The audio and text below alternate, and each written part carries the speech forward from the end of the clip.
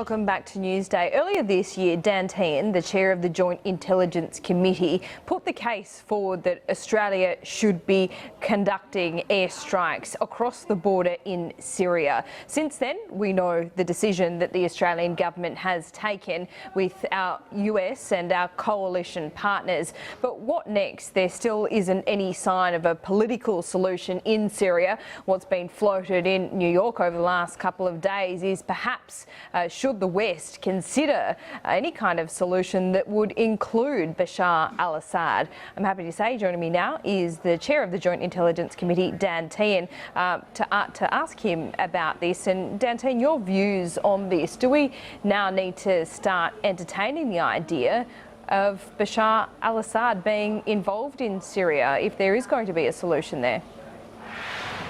Well, Laura, I think what we've got to consider to start with is that trying to fix the current situation in Syria is like playing a three-dimensional game of chess, and to achieve it is going to mean that the humanitarian crisis that we're seeing in Syria at the moment, which is the like of which the world hasn't seen for really since the Second World War, we are going to have to be prepared to come up with a solution, a political solution, as the UN Secretary-General has said.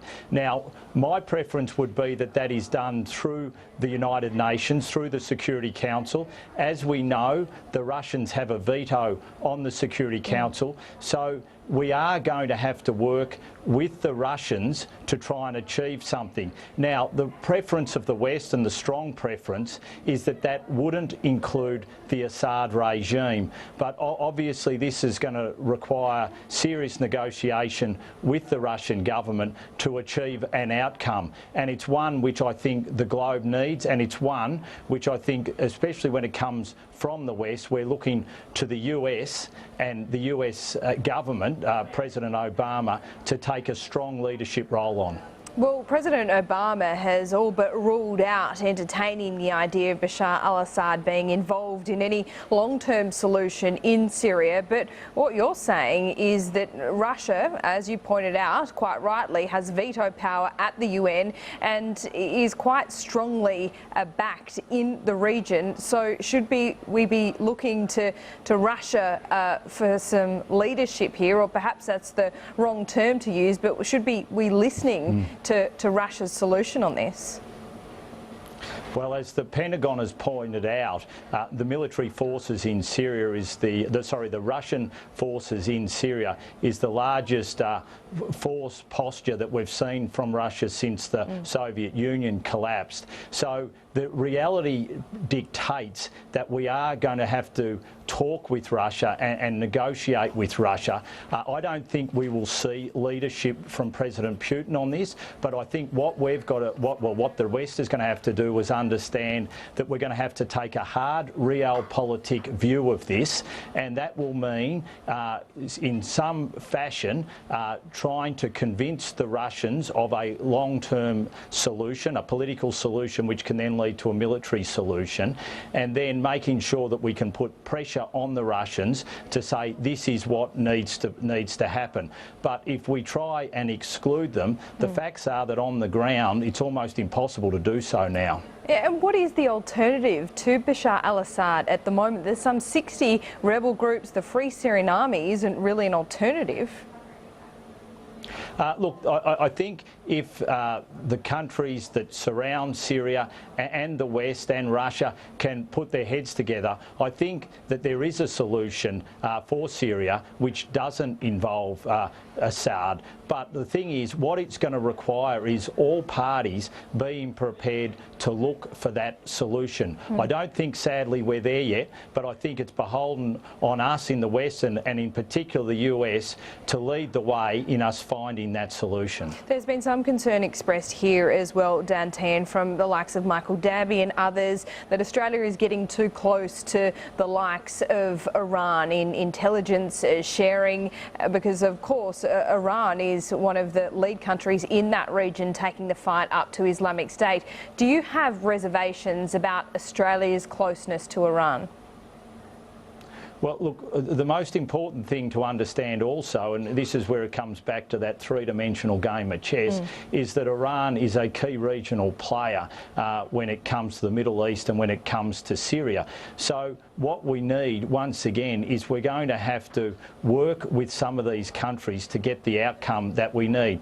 Now, does that mean that we shouldn't also point out to Iran that we don't like many of the things that they do when it comes to state sponsorship of terrorism, when it comes to making sure that we degrade their nuclear ambitions? Of course, we're going to continue to do that. But we also need to an extent, understand that Iran are going to be a player in any final political and ultimately military solution when it comes to Syria. We've seen overnight as well Julie Bishop pushing for a seat at the UN Security Council in the future. This is not until 2029, it should be pointed out, but it comes 2 weeks after Tony Abbott lost the leadership. Did you find in your dealings with the former PM that he was less enthusiastic about multilateral diplomacy?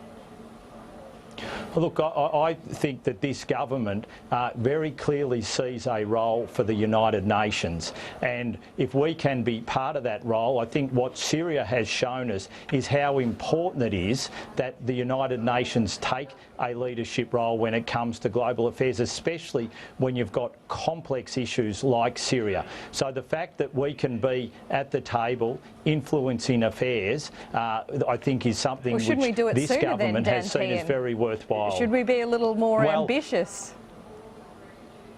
Well, I mean, it wasn't so long ago that we were on the UN Security Council, and so I think you can't be on it the whole time. And I think that what we're seeking to do here, I think that puts an appropriate gap between the last time we were on it.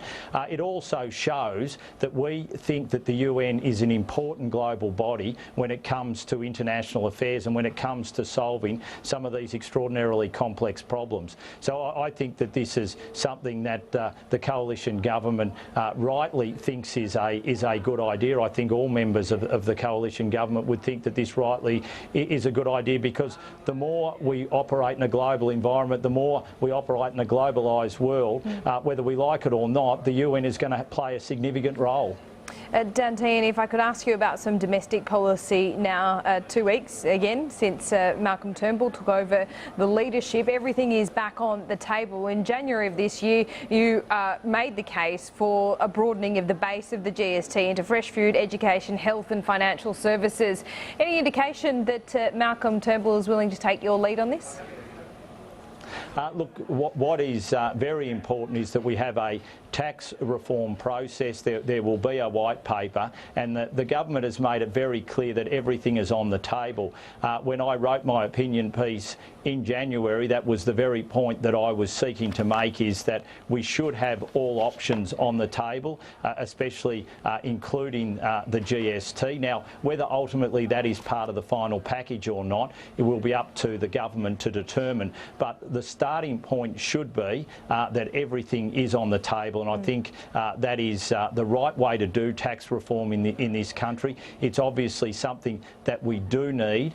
We've got to make sure our tax system is as efficient and effective as possible and encourages people to work, to invest and to save, as the Treasurer has said. So I think it's an important issue for us to make sure that when it comes to tax reform, everything is on the table. Just quickly, would you be happy to see this extra revenue go towards bracket creep, as the Treasurer has suggested?